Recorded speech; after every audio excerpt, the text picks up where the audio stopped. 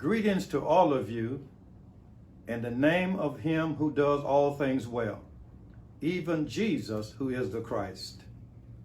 As president of the National Baptist Convention USA Incorporated, I thought it necessary to speak to us, particularly at this particular time, because America is in a phase of reopening. And because of that, there are many questions being asked. What about our churches? Even in our own state, our governor just recently relaxed many of the restrictions and basically advised churches to make that decision on their own and suggested that maybe June 1st would be a good time. I would like to suggest that from my perspective, I do not believe that our churches are ready to reopen. Not June 1st, and not even in the month of June. In fact, I say to you emphatically, New Hope Baptist Church on Beasley Road here in Jackson will not be reopening. You ask me why? There are several reasons. Number one, testing is still an issue in our country and in our community in particular. Number two, tracking or tracing still an issue in America and particularly in our communities. Number three, African Americans are infected at a higher rate in terms of percentages than anyone else in the country.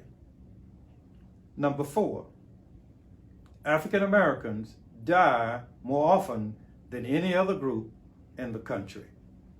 These issues are alarming issues.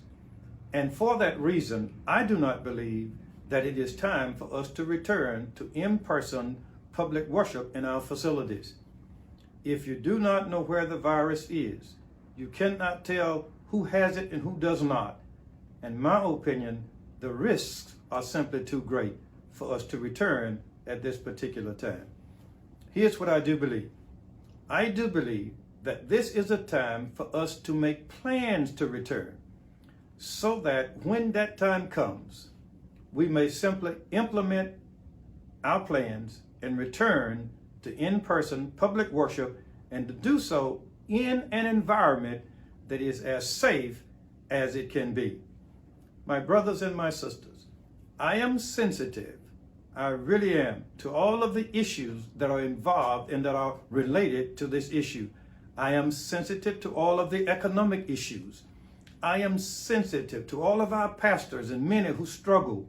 And for that reason, I will be very soon be asking those of us who are stronger, as it were, to be sure we make sure we help those who are not as strong, those who are indeed struggling, so that we can do so. I will be asking us very soon to help make that happen. But in the meantime, I want you to remember, we did not attend the Congress. We canceled the Congress. We did so for that reason. I am meeting via Zoom with the Executive Committee often as we contemplate the convention in September. What shall be our disposition? And we will inform you very soon as to what we believe God's will is for us as it relates to our convention.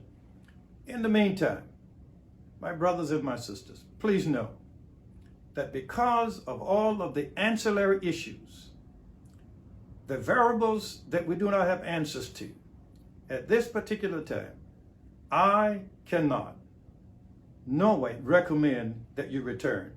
However, I am aware, I'm fully cognizant of Baptist Church polity, and I do adhere to Baptist polity, and I do know that churches will make that decision independently.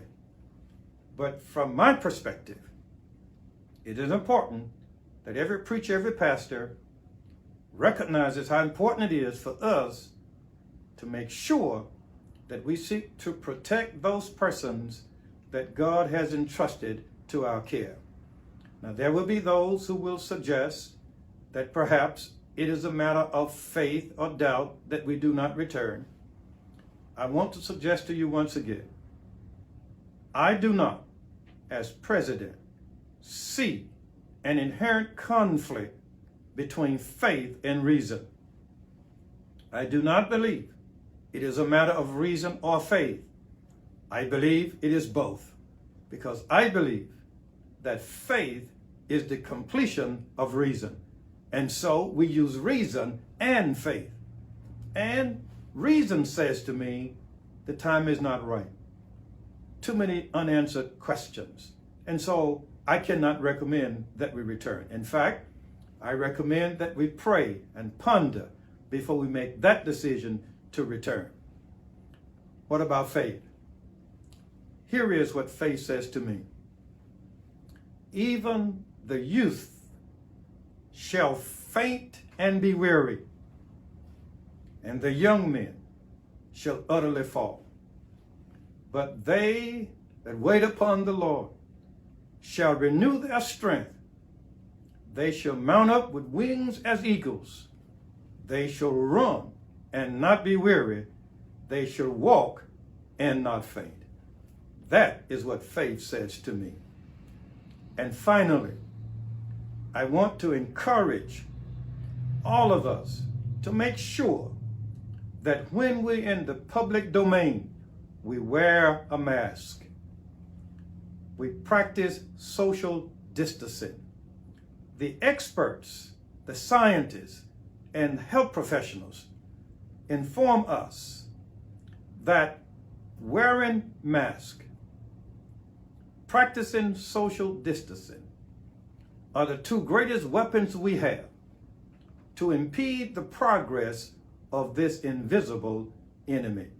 I encourage you to make sure you wear your mask and practice social distancing. And finally, my brothers and my sisters, someone will ask, are you optimistic or pessimistic? And I say to you, I am optimistic, because here's what I believe. If we retain faith in God, remain vigilant, we shall be victorious.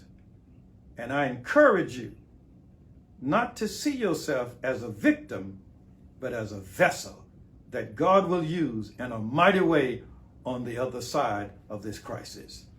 My brothers and sisters, be safe is my prayer. Practice social distancing. Practice wearing your mask in the public.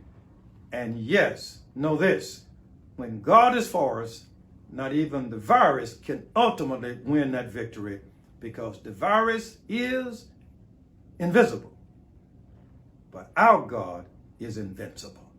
To God be the glory. Shalom, shalom.